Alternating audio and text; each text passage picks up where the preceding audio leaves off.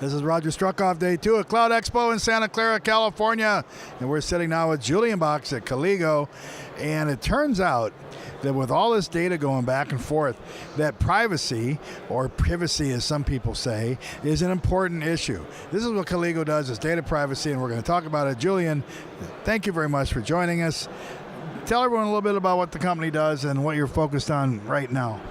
Yeah, so Calligo is a cloud service provider. We were set up nearly 7 years ago with data privacy at the heart of what we do. So we're a typical infrastructure as a service cloud provider, but it's been designed around data privacy.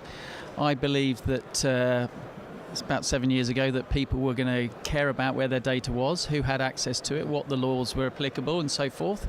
And a lot of people said, well, that's completely counter to what cloud is, and if you think about it, it is a paradox, because cloud's supposed to be just up there, you don't care about it. Fast forward through Edward Snowden and now the way the EU are now governing data. Next year a new law comes out. Well, it's actually out already. It's called GDPR, but it gets enforced from May next year. And the big difference, or the big change, is that it focuses on the person rather than where the data is. So if you're an EU citizen anywhere in the world and a company is holding data on you anywhere in the world, this new law touches you.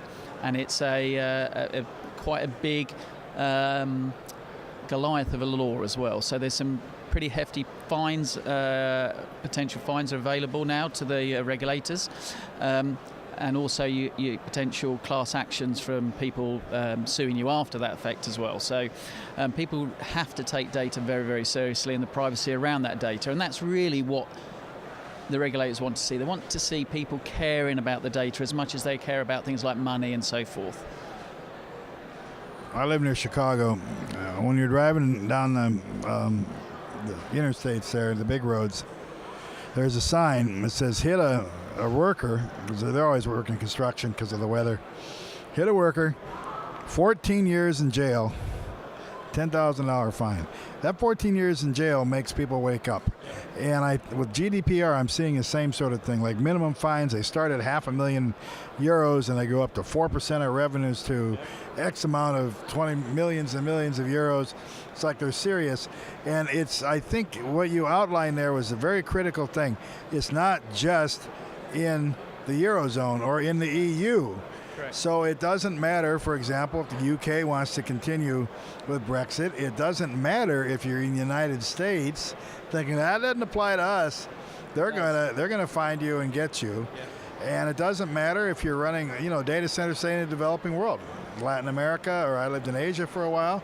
So this is some really strict stuff, and you guys are on top of it to make sure people don't get surprised. Yeah, so we do things like we help clients understand what their new obligations are going to be. So we have a thing called a jump start. So it's a red lights, red, green and amber type scenario, helps people understand where they are.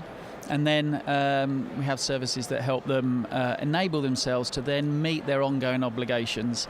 And then within our platform itself is we've got policy engines and various other things that run around the environment, helping people meet their obligations.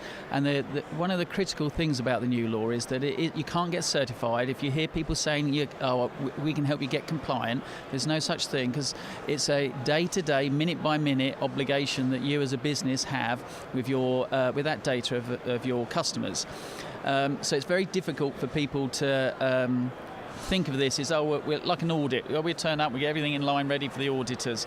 It is a continuous requirement from people. So it's not like, follow the policy every 6 months and here's our certification and, no, we were following the policy. No, they're talking, this is living and breathing.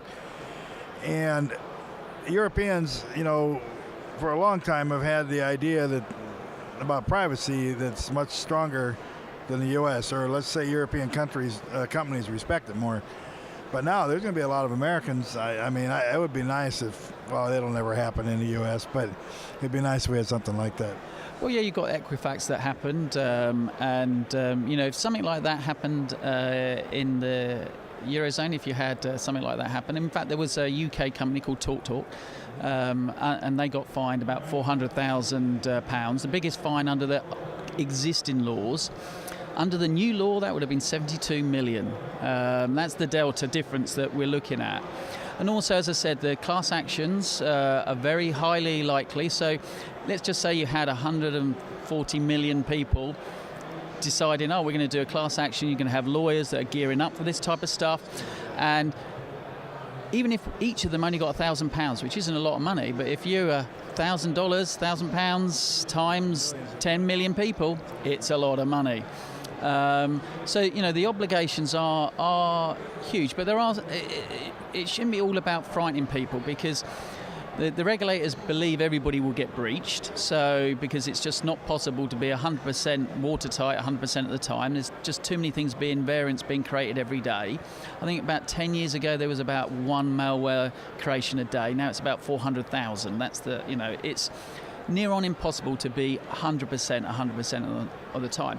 But what they're looking for is that continuous trying to improve, making sure that you're doing the right thing and you actually genuinely care about that safety of that data.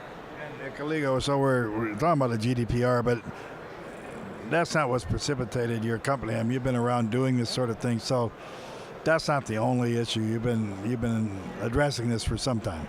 No, that's right. As I said, we set the company up because I believed that people were going to care where their data was and what happened to it. But Calligo is a cloud service provider. We just have lots and lots of stuff around privacy to help people meet those obligations. But we have a few other unique things, like we guarantee any workload on our platform.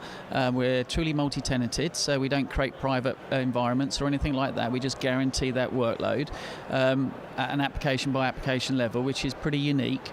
We don't sell virtual machines, which is again a bit unusual. We sell virtual data centers that allows us to optimize our environments on a client-by-client basis. And then we've got a very big arms-around type approach, so we're not a hands-off type cloud provider. And the sort of clients that we attract are clients that like those things. They like that we care about their data. We like the fact that we're guaranteeing their workloads. A lot of our clients have legacy applications. They're not 100% in the cloud or built in the cloud. And that optimization and real hands-around approach is important to them. And just one last little bit on the GDPR piece is that if you're looking to work with a service provider, under the new rules, that you have to have there is a joint obligation. So if there is an issue, the service provider is potentially as liable as the person that's controlling the data. So you have to find yourself a service provider that understands this and can work with you to ensure that both of you do the best you can to minimize that risk. You ain't getting out of it. So how do they find you online? Calligo, what's the URL? Yeah, calligo.cloud. Can't beat that. Thanks for joining us. Hey, thanks for watching. For Syscon TV, this is Roger Struckoff.